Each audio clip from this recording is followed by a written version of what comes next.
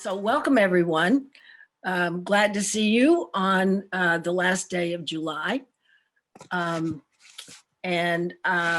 just want to say that we're very pleased to have an interested group because this is a matter of interest to a great many people with much impact. I'm Betsy Dewitt. I'm president of the Brookline League of Women Voters, and I welcome all to the discussion on the use of funds from the American Rescue Plan Act, which is shortened, we'll call it ARPA. Brookline will receive about $32 million, and possibly there may be additional funding through Norfolk County, plus some funds that may go directly to the public school system.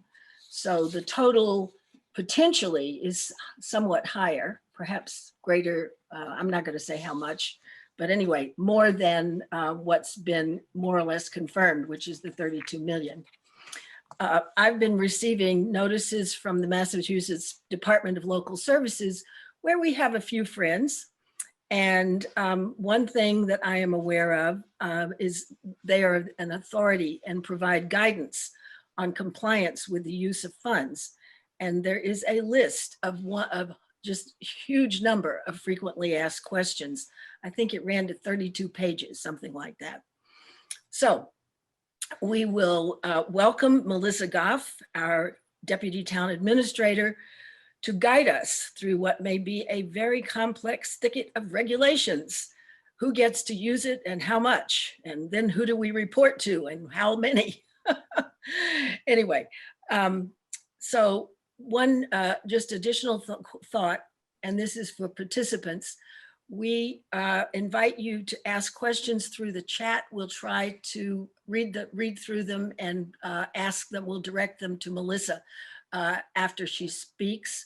But if you do have questions or comments, please write them into the chat and we will collect the questions. So Melissa, I welcome you to guide us through the complexities of ARPA. Please, you have the floor. Thanks, Betsy. Happy to be here. Happy to see everyone. This is a similar presentation to what I gave the board a few weeks ago.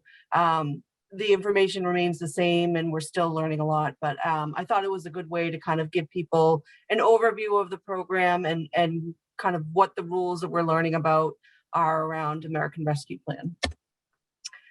So Betsy's correct, our allocation is about $32 million, and there's also another pocket of money available through our Norfolk County participation. We're still trying to find out what the plan from the county is on how they will be administering those funds. We have received our first allocation, so the money is being sent to us in 2 installments. And so we've received our $16 million, and our collector treasurer has, been investing the money, and we're excited to see that happen. We are in the process of developing a portal for requests. We're pretty close to launching that. We'll be talking a little bit more about that at the board meeting on Tuesday next week. Just some important deadlines as well. So the spending is for expenditures that started in March of 2021. You have to have the funds obligated by December 31st. And then everything needs to be spent December 31st, 2026 will be the kind of the end of the program. And so the program has 4 eligible use categories. So we have public health, negative economic effects, premium pay, revenue loss for the provision of government services, and then investments in water and sewer and broadband. Something about water, sewer, and broadband being grouped together is kind of weird, but keep going. I know. I thought I looked at the comments. The first category, the public health, negative economic impacts. So these are expenditures that are similar to what we use to respond to the emergency, but it's a little bit broader beyond that. So, some of the things that we needed in order to meet the demands during the emergency, if there was PPE needs, if there were testing needs, vaccine clinics, those are the kind of things that would fall under this category. But then there's also an opportunity to provide some additional assistance to, low income and disparate communities as well. Under premium pay, it's up to $13 an hour, not to exceed $25,000. It is for people that were responding to the emergency and had no other choice but to come into work. So remote work is not eligible. And there are some reporting requirements around who you're giving it to, and then what essentially you need to provide for justification as to why you gave the premium pay to certain workers. Revenue loss, this appears to be the broadest category. So essentially, you're looking at your revenue over the four points in time, and you're looking to see if you've experienced some revenue loss, and then you can use those funds for the provision of government services. So it's anticipated it would be something like restoring cuts that were imposed on the budget because of reduction in revenue. But then you can also use it for other government services. So this last bullet here kind of provides some examples that were pulled straight from the guidance on types of revenue loss, types of government services that can be provided. So water, sewer, and broadband are combined into one. So water and sewer, a lot of this is really about just protecting the water system and making sure that there are provisions in place to make sure that it's safe. And then for broadband, acknowledging that there are some areas that are not adequately supported with broadband and trying to shore up that in underserved communities. So this next section is really just pulling some specific information from the guidance that I thought would be helpful as people start to think about potential projects and eligibility. And so, this is really a forward-looking grant. So you're really trying, instead of looking at kind of what's happened in the past, we're really kind of trying to use this money to shore up the town and set the town on a good footing going forward. So you're looking at what the need is, what did COVID cause that was negative, whether it be in the economy or whether it be other areas of town, and then you are basically trying to show how your project is going to address that need.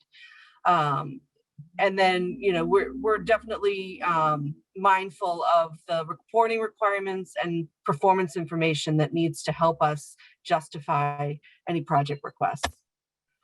So, it's definitely very much COVID heavy. So, any of your projects really need to tie back, especially in that first category, to COVID and how you're going to be using the funds to set the town up in a better way. There were also going to be other grants and funding available through our federal partners, through our state partners. And so, we're definitely encouraging people, departments to really try and leverage those outside funds, especially if there's a way to kind of match up town funding with potential state aid or other types of areas to really kind of get the biggest bang for the buck there. So there are, if you're in a qualified census tract, there's not really a huge area in Brookline that is in a qualified census tract, it's a little bit easier to implement some of the recovery efforts. But if you're outside of a qualified census tract, there's a 4-step process in order to use the money to address disparate and other needs within the community. So you have to, tie to COVID. You have to, provide studies that kind of affirm what you're trying to do, that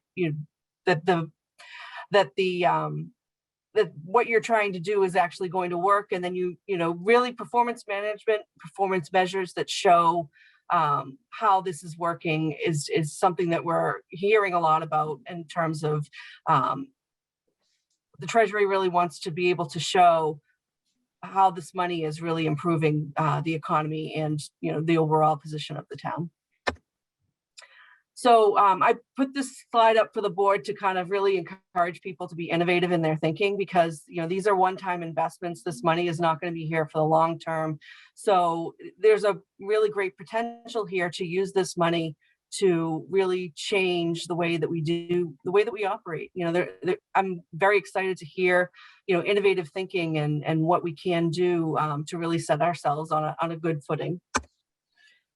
So the way that we talked about this at the board level is we see kind of three different categories emerging for expenditures. So we're thinking, non-discretionary, which is essentially things that we need to do to continue to respond to COVID.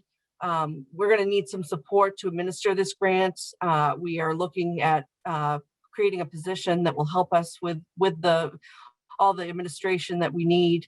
And we're also looking at using our OpenGov portal to help us and provide the transparency and facilitate grant requests as well. Government services, so these are things like restoring some cuts, maybe some new projects that department heads think that they can use to help address some of the needs. And then there would likely be other community initiatives that emerge as we go through this process. And we're looking to have a public hearing to help kind of bring some of those projects and initiatives to light. So there are some things that we're not able to use the money for. And so we can't use it to put into our pension fund. We can't use it to reduce taxes. General infrastructure is not eligible. It potentially could be eligible under the revenue replacement category, but it's definitely, you need to, if you're using it under category A, the COVID response, you would need to be able to tie what you're doing to COVID. And you can't use the money to pay down any outstanding debt. You can't use it to replenish your rainy day fund, even though we did see a decline in revenue. And you can't use it for any judgments or settlements. It would need to be for the provision of government services. So we are definitely committed to transparency and public engagement with this grant. And, a lot of the guidance and guidelines also reaffirms that that's also the goal of the Treasury as well. And so this OpenGov tool that we're using, I think that's going to be the greatest way for us to provide transparency. We're going to be also having, a lot of engagement with the board. We're going to have some public hearings, probably more than one with the board.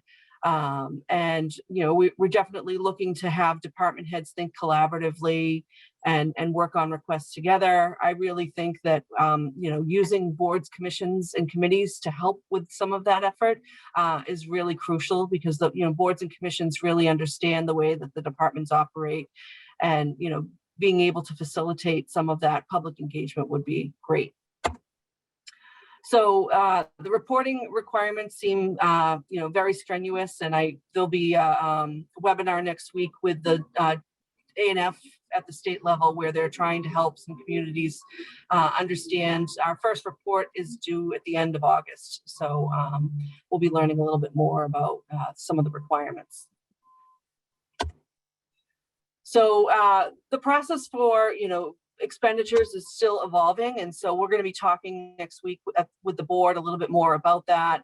Hopefully we'll have the portal that will be available on Tuesday.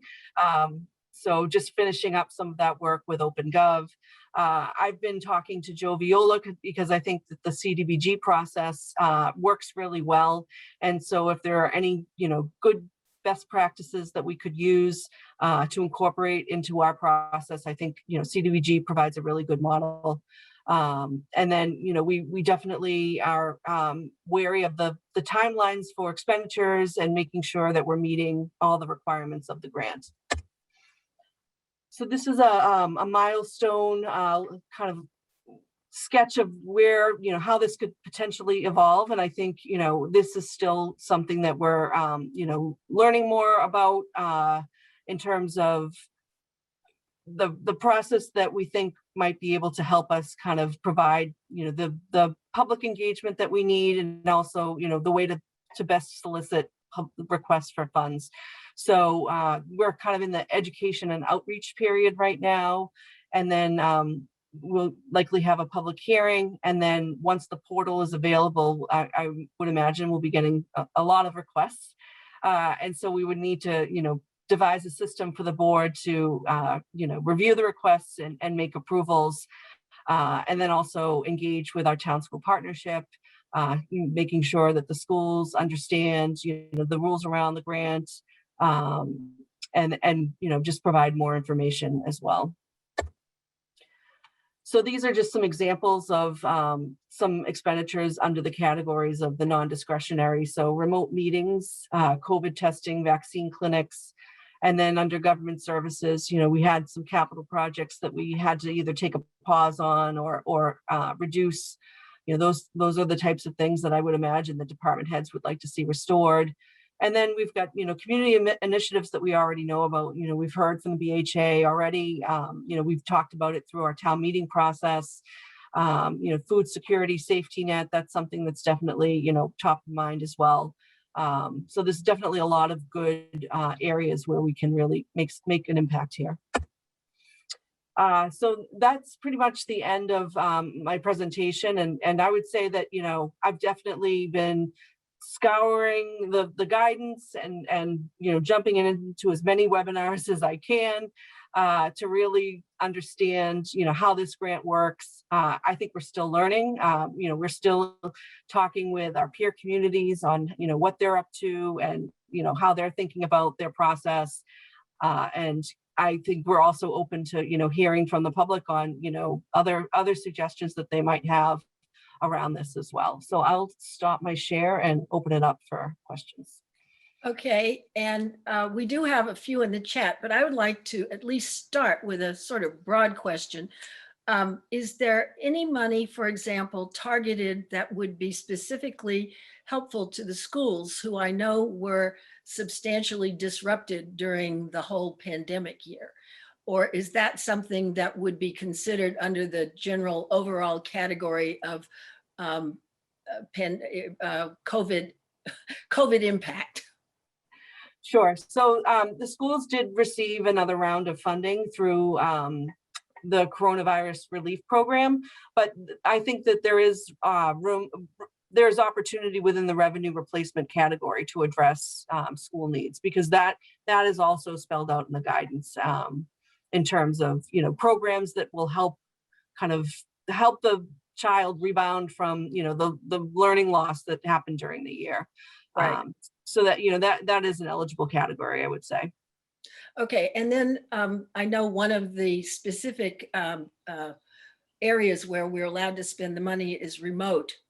And it occurs to me that one of the, let's call it, possibly positive outcomes of this crazy pandemic period was that we've discovered that participation remotely can enhance community engagement.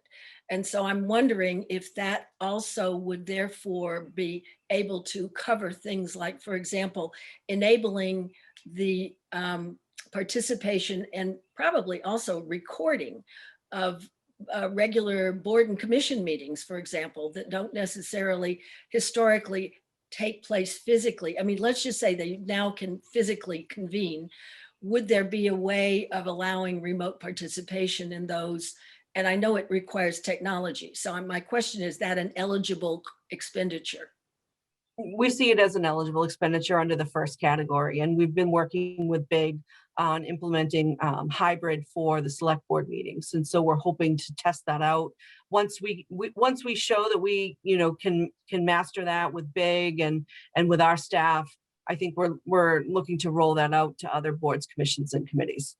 Good, because I could imagine that there's a fair amount of just technology improvement that would need to be installed, made available. I'm not going to fill in the blanks here, but I do hope that meetings could be held with remote participation, because it certainly does expand and broaden community engagement.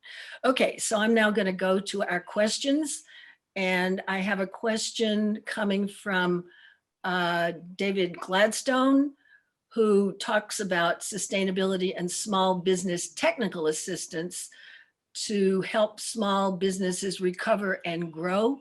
Is there a way to identify how to use those funds?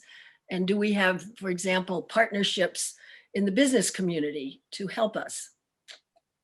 So I see, economic recovery, particularly around small businesses, having eligible uses under the first category. In terms of specific programs, I think I haven't really heard anything specific around this area because I've more been focused on kind of the overall grant. I'm sure Kara and I actually talked the other day, and she said that she's definitely talking to her colleagues about, what they're thinking about in terms of building programs. We're also, engaged with the Mass Municipal Association and the National League of Cities.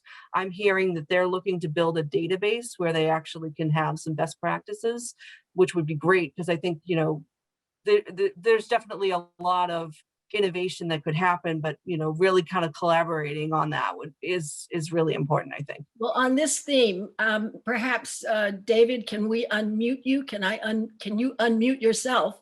And then maybe Debbie Miller from the Chamber of Commerce has some other thoughts she might like to add on this general topic of small businesses. Mr. Gladstone, you may speak. You have to be unmuted. Okay, can you hear me? Yeah. Can you hear me? Yes. I think that what I'm bringing up is whether there's going to be some funds targeted towards small business. Full disclosure, I'm president of the Brookline Chamber, and I'm a business banker in town and a Brookline resident. I think that there's opportunities to be able to leverage some of these funds to be able to help small businesses with regards to technical assistance, recovery, alternate channel like digital, and also working out some type of things related to sustainability and small business. And that's what I just wanted to elaborate. I know it's not totally threshed out yet, but I want to make sure, hopefully, that small business has a seat at the table. Yeah, I think, that's a key area for recovery that is in the guidance. And I would assume that would be something that we would see project requests behind. And I know that, with Select Board Member Fernandez on the small business development community, that's high in his mind as well. Okay, thank you. And Debbie Miller, do you want to add anything to that? If so, you must unmute. Thanks, Betsy. So I totally concur with everything that David said, of course. We already have some projects underway to meet the needs of the business community, and we have a lot of other ideas for how we can be helpful and meet the needs, because the need, as you know, is really great. So we look forward to submitting our ideas to you to both enhance some projects that we've already started that have been successful, like Discover Brookline, Restaurants for Brookline, a technical assistance program that we're hoping that comes to fruition soon, and some other ideas that are in the works. So this has been very helpful. Thank you for presenting today. No problem. Okay, now we have a question that I think is a short answer, so I'm just going to read it out of the chat. Are there plans to hold back any portion of funds to have resources available for needs that are not immediately identified? Yeah, I think we're, trying to be cautious and making sure that we understand the requirements of the grant, but also the revenue replacement category is measured over 4 periods of time. So we only have the calendar year 20 revenue loss, and then we need to calculate 21 once we get to December 31st, and then so on. So, that almost makes you hold back, because you really want to make sure that's the broadest use category, that you've got, a more flexible way of using the money. Okay, and then a question from Dean Cody. What initiatives related to climate emergency might be covered with ARPA funding? So there is some references there to, climate resiliency. And so I do see that there would likely be some, but until we open it up for submissions, I think it's still kind of to be determined. And I guess you had a follow-up about flood mitigation infrastructure or rainwater gardens or any of those kinds of things. Yeah, stormwater is definitely part of, the water and sewer infrastructure piece. And I think there's some climate resiliency around that as well. So that I could see that as a potential funding area. Okay, I can see people making lists while we speak of possible requests. Okay, now we have a question for a clearer definition. Can you define, this is from Jessica Winder-Shubo, can you define premium pay and essential workers and comment on how unions may be approached as partners in the process? So the premium pay is for employees, and there are specific categories of employees that have been listed. So sanitation workers, home health or healthcare workers, grocery store, et cetera. People who, had to come in, had no choice. And in terms of, partnering with the unions on this, I think we're thinking about, how to use this, but this category is a little tough because you can't give it to everyone. And, there are definitely a lot of people that, may have been working throughout the pandemic that, weren't physically in their office location. So I think we're still kind of trying to understand, what other communities are also thinking about with this, and how we can be creative in this area as well. The specific question is, could the funds be used to support the Brookline Interactive Group? Specifically, I assume under the heading of technical support for remote and other kinds of engagement. Yeah, we've been working with Big on the remote, remote information, the remote hybrid meeting concept, and under the broadband use, we're trying to understand what the eligibility would be, that if we can provide some further support to them as well, because they're a key partner in making sure that we are able to do hybrid meetings. So we understand it's important. And more follow-up again from Naomi Schweitzer, whom I did not remember to identify with the first question. How are we reaching out through the town and getting feedback from residents in public housing or low-income residents directly, as opposed to from the staff of agencies? In other words, is there any opportunity, or is there underway a plan for direct feedback from folks who are low-income residents who've had impact? Yeah, I think, obviously we're going to be having public hearings, but I know that, sometimes you have to meet people where they are as well. And so we're going to have to work through with the board kind of an appropriate engagement program for, public housing and other areas where, we may need to, beef up the engagement there. So I think that's still evolving. And, I've been talking with Carolina. I know that she's doing a lot of great work around community engagement, and just, learning more from her about, systems that we can use and things we can do to kind of help with that. Okay. And then one more follow-up, which is the money coming in 3 main buckets. Do we have a way of estimating which bucket gets how much? I think that's part of what we're looking for guidance from the board on is, prioritization, and, where they see the need once some of the requests come in. We're looking to try and help kind of provide a little bit of a rating in terms of meeting the grant requirements, meeting some of the priorities that the town has, and then kind of facilitating that for the board to, give us a little bit more direction on where they'd like to see the money go. And also, obviously getting the feedback from the community on that as well. So just my own comment, that was the last of the questions that have been put into the chat. But my own comment is, this is all being required to be done under a fairly tight time frame. And I'm wondering, you said that there may be additional staff required. I would say there are additional staff required. Can that be moved forward quickly enough to get sufficient support to be able to accomplish everything that's on this list with deadlines? Yeah, we'll be talking about that on Tuesday with the board. I see.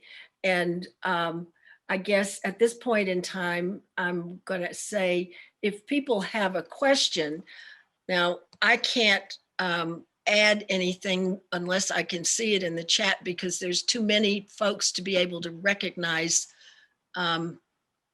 We have some new ones. Wait a minute. Okay, here we go. Some more follow-up maybe. Oh, a suggestion. Actually, this comes, I think, from the Chamber of Commerce, to look at Worcester's website with a list of possible initiatives as a model to consider.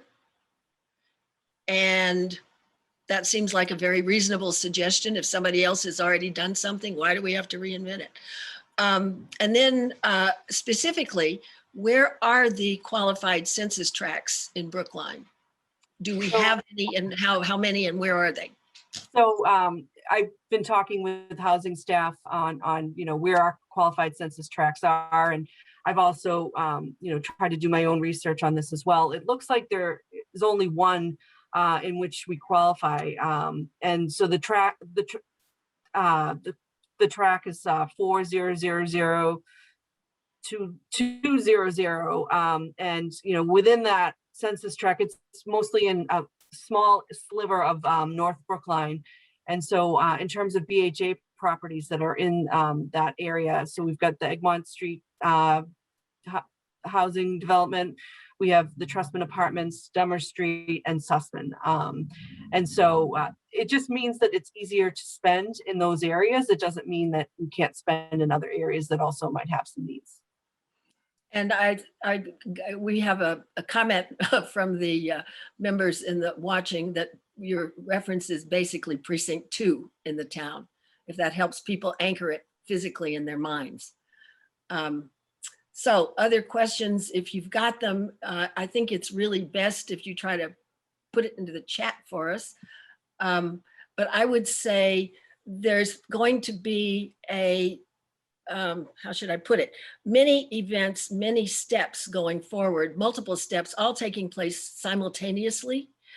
And one of the thoughts that I had in your initial presentation was, and maybe this is something the league can help with, is a little bit of a workshop on how to access data about this, including the town's web, what's the name of it? The OpenGov. OpenGov, how to use OpenGov. I don't know what else we might be able to do, but if there are other things that would be helpful, you might want to think about that, just in terms of educating, public education, because I could imagine you're going to get lots of interest, lots of questions from a very broad base. And I don't know how you're going to be able to provide all the answers. Yeah, it's going to be a challenge, but I think, it's exciting to see how enthusiastic everyone is about this money. Sure. And we did have a question about this morning, which is, will this program be accessible? And the answer is the program is being recorded as we speak. It will be given to BIG and they will put it online. They keep what they call a playlist of league programs, and this will appear there. It probably takes us maybe a day or two to get it in shape to be available on broadcast, but it will be available. It will be available to the public through BIG. Any other thoughts, questions, or comments from folks? Well, then I have to say, I Go just ahead. submitted one into the chat, but it took so long to type it out. okay, Maybe it's let's speak it. Oh, Susan, you said Okay. it directly to me. Yeah, it came to our attention when we spoke with the health department that Brookline only has a total of 12 people on its staff. In contrast, Newton has 45, Cambridge has 60, Boston has over 1,000. Is there some way that we can use any of this funding to create permanent positions to expand this? Because there's clearly a lot of work that we currently rely on volunteers to do instead of actual paid permanent staff people. So this money is only going to be available to us for, a short period, about 4 years. So building permanent positions without, a plan for what will happen when the Right. money goes away isn't really advisable. There's definitely a way to provide enhanced support around COVID for public health staff.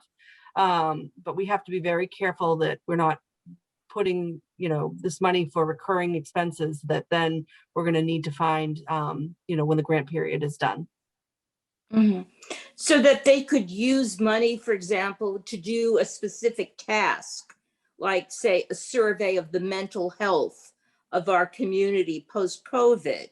Mhm. And that would be something that could be used, but not to hire someone to implement the findings of this, say for a certain number of years beyond the cutoff point of when the funding must be expended. Yeah, so I think, studies around the impact of COVID and then using that money, using the findings in the study to, support the community is definitely, part of what this is envisioned for. I think we just need to be careful about being able to sustain that over the long term. Mhm. And I just think it's important for all of us to understand the planning process, which has to be intensely accomplished, will also feed into the town's annual budget. And therefore, I'm assuming that we will begin to see during the budget development and presentation, which has a deadline to be submitted in February. Is that right, Melissa? Have I got the time frame? So the financial plan comes out in February, yes. Yeah, right. Should be able to articulate. I assume we're going to have a twice as thick as normal because it will have to articulate all of these various strategies and programs that have been or are being addressed. But my point here is there's a specific set of deadlines with regard to the funding source, which is the state and federal governments, as well as we have our own budget planning process into which these various program decisions will be integrated. Am I correct? Yeah, that's part of what Treasury, was trying to encourage communities to do, is to use the existing systems and processes to vet projects so that, it's not as burdensome on communities. So, to the extent where we can do that, we're gonna try. And then to follow up on the last set of the last comments, if, for example, it has been decided to add programming and or staffing, this set of current COVID grant money will go away. And so future funding will still have to be provided if the programs were to continue. So all of this means it's, in a one way, it's a fabulous thing to have money come in. It was unexpected. On the other hand, you have to be careful what the long-term consequences are in order to sustain anything. And I'm not saying that as much as a warning, it needs a thoughtful process, that's all. So having said that, if there are no more questions, I would say thank you very much to Melissa and to my colleague Ernie for putting us online, and to Big down the road, who will put this make this available to the public through their website. And we can publicize that. We can share the link for that when it's available to everybody. But this is helpful and confusing all at the same time. And I hope that we will all stay tuned, follow the process. I can promise you that the League will try to pick up on some of these themes. I don't know exactly which ones or how yet, but we'll certainly give that one some thought and stimulate maybe more targeted discussions around this funding and how things will be going forward. So thanks to all, and we appreciate your participation, and we look forward to seeing you again. And thank you in particular, Melissa. Good luck. Keep it all straight in your mind and then share it with us, okay? Thank you. I appreciate having this opportunity to talk to, this group. I think it's very helpful. Well, we appreciate having you, and in particular, your presentation was very understandable, and that's important. So thanks much. Thank And you. everyone stay safe, take care, avoid the next version of whatever this horrible thing is.